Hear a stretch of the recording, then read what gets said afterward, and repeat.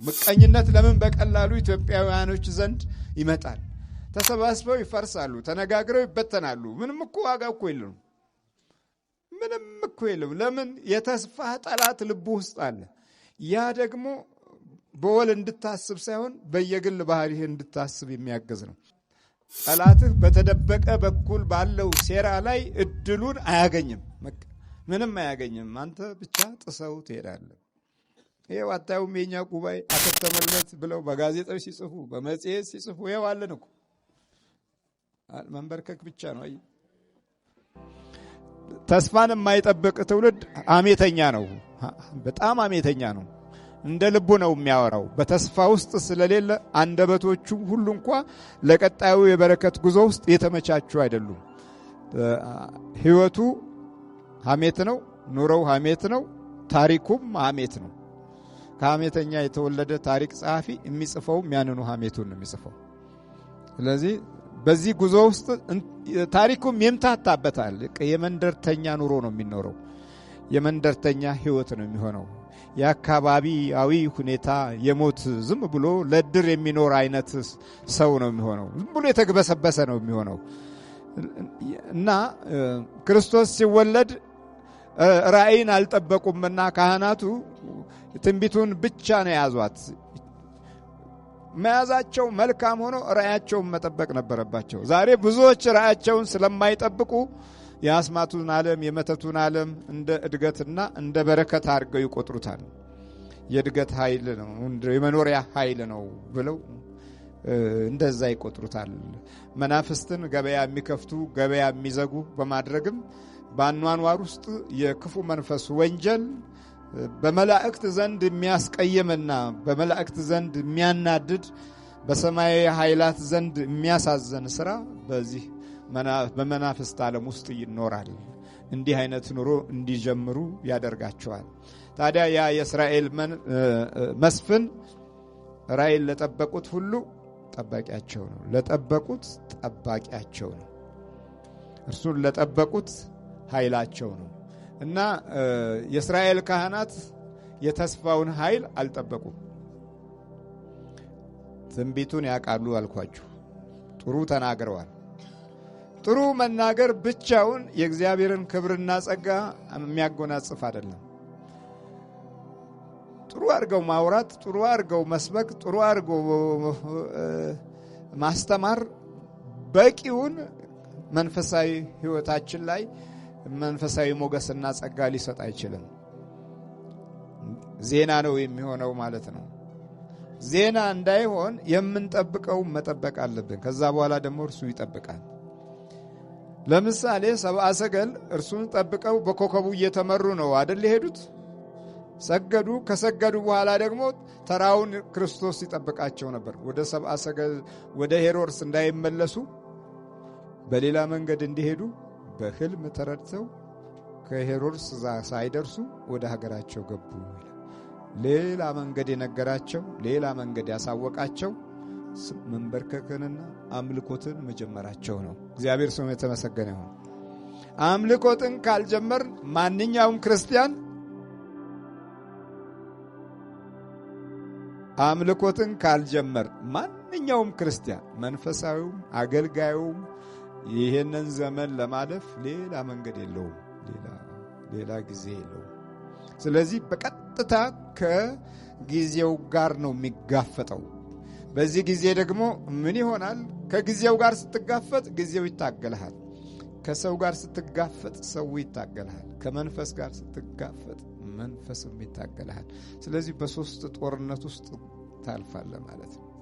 የቱን ታሸንፋለህ? ጊዜው በራሱ ያንተን መውደቅ ይፈልጋል። ሰው ያንተን መውደቅ ይፈልጋል። መንፈሱ ያንተን መውደቅ ይፈልጋል።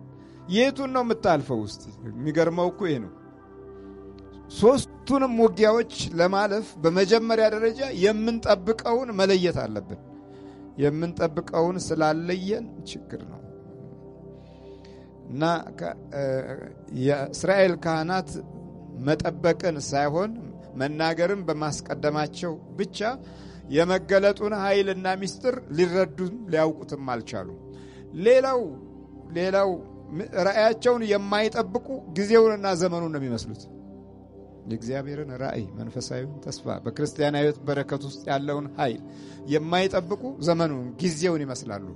ጊዜውን ለመምሰል በወሰዱት እርምጃ ሄሮድስ ተቆጥቶ ሕፃናቶቹን ሲጨፈጭፍ ካህናቱ ተው አላሉትም።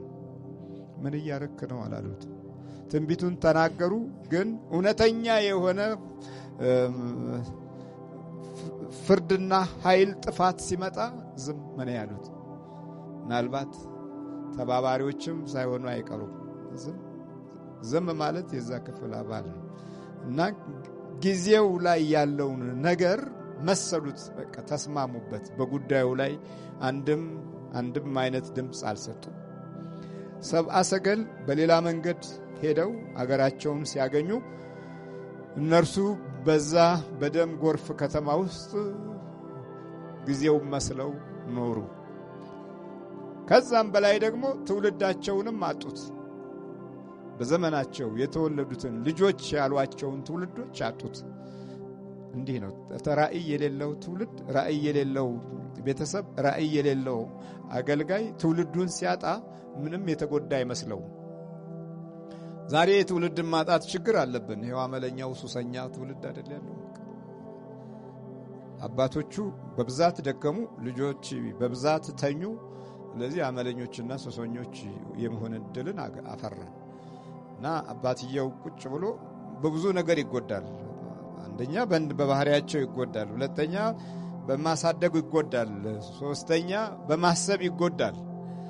ተተኪው የሚያስብ አይደለም፣ ምንም ግድ የለውም።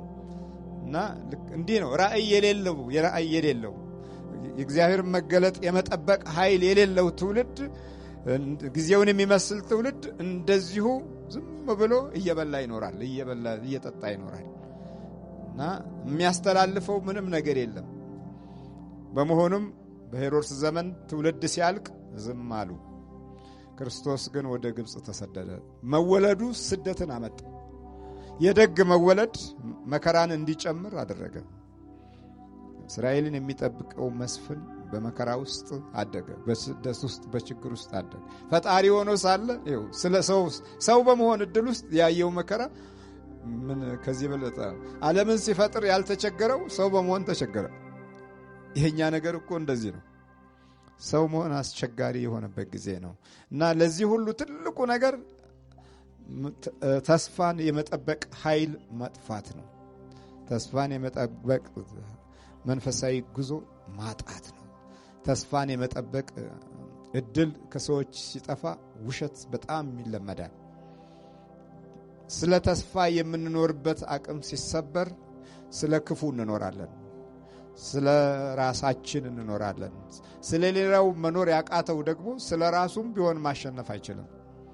ምክንያቱም አንድ የሆነ ቦታ ላይ ይደክማል፣ ይዝላል፣ ተስፋ ይቆርጣል እና በዚህ ውስጥ የክፉ መንፈስ ሰርጎ መግባትና ማጥቃት ቀጣይ የሆነ ጉዳት ይሆናል እና መድኃኒታችን ኢየሱስ ክርስቶስ ሲወለድ የውስጥ ሰላምህን ለማቆየት ከውጪ ሊጠብቅህ ሲሆን ደግሞ ሌላው ደግሞ በተስፋ የምትኖርበትን ጉልበት ከህይወት ውስጥ እንዲኖር ነው።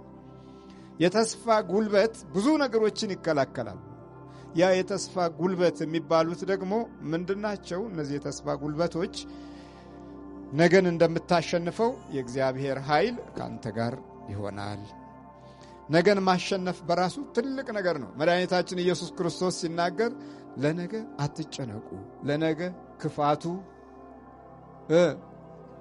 ይበቃዋል። አየህ፣ ነገ ክፋት ነው ያለው። ነገ ተስፋ ሳይሆን ክፋት ነው ያለው። አንተ ውስጥ ተስፋው ካለ ግን የክፋቱን ኃይል ታደክማለህ። ለምን ዛሬ ጎረቤቶቻችን ጠላት ሆኑብን? ለምን ዘመዶቻችን ጠላት ይሆናሉ? በጠላት ስለተያዙ ነው። ተስፋቸውን ለመጠበቅ እድሉን ስላጡ እኮ ነው። ምቀኝነት ለምን በቀላሉ ኢትዮጵያውያኖች ዘንድ ይመጣል? ተሰባስበው ይፈርሳሉ፣ ተነጋግረው ይበተናሉ። ምንም እኮ ዋጋ እኮ የለም። ምንም እኮ የለም። ለምን? የተስፋ ጠላት ልቡ ውስጥ አለ።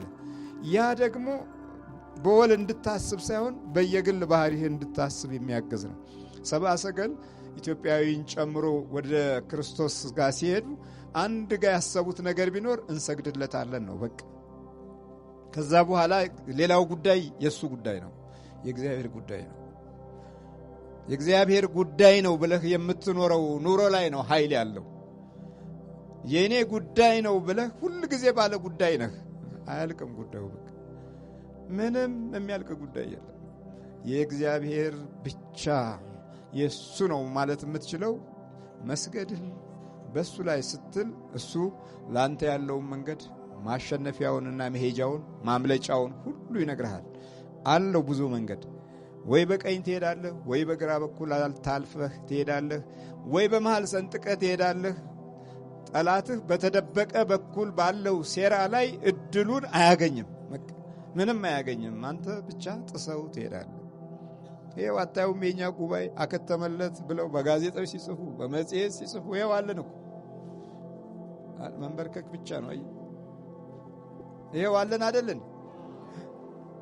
በቃ አለን። ይሄው አንዴ ከላይ ሲሉ፣ አንዴ ከታች ሲሉ፣ አንዴ በወንበራቸውና በኃላፊነታቸው ላይ ባለ ትምክህት ሲመኩ አከተመልህ ሲሉ፣ ድራሽ ጠፍቷል አሁን እንኳን ማብቂያ ነው ሲሉ፣ አለው መንገድ። ዝም ብለህ ተንበርከክ። ቦታ እኮ አለው። ዝም ብሎ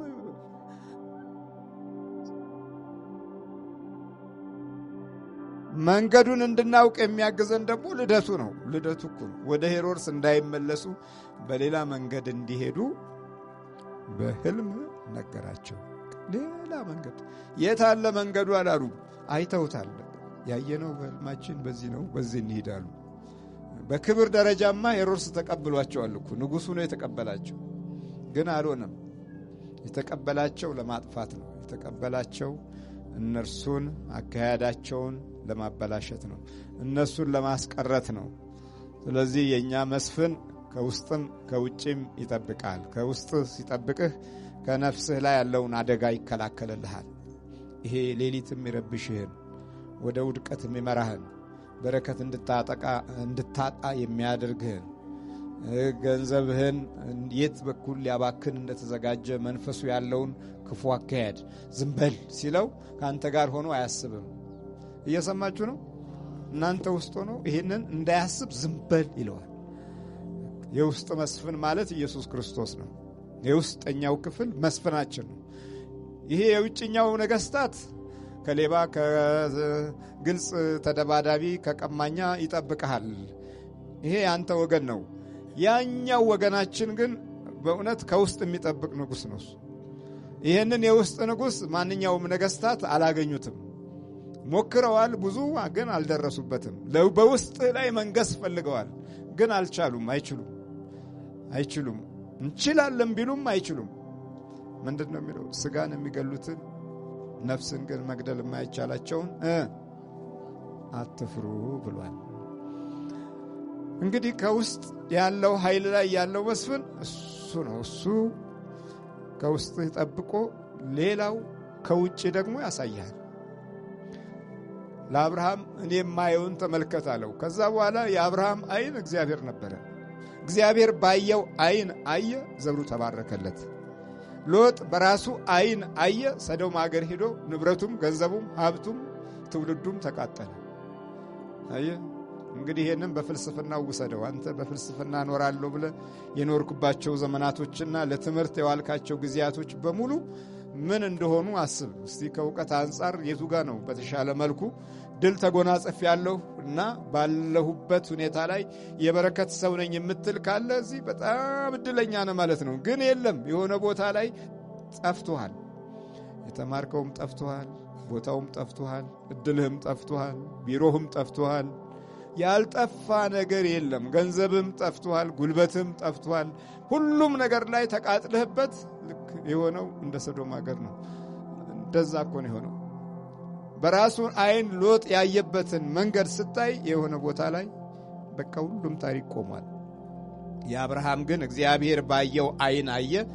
የፈለገው አይነት ጦርነት እንኳ ቢነሳ ድል እያደረገ ዘሩንና ወገኑን ሀብቱንና ጸጋውን ጠብቆ እስከ ክርስቶስ መምጣት ድረስ ያለው የተስፋ ቃል ኪዳን መነገሪያና የታሪክ የጸጋና የሞገስ መግለጫ ሆኖ ለዘመናት የአብርሃም ልጅ ነው እያለ እነ ዘኪዮስን እንኳ ተመልከት። በአዲስ ኪዳን መጥቶ እኮ ነው አብርሃምን ሲያስታውሰው የሎጥ ልጅ ነው አላለም።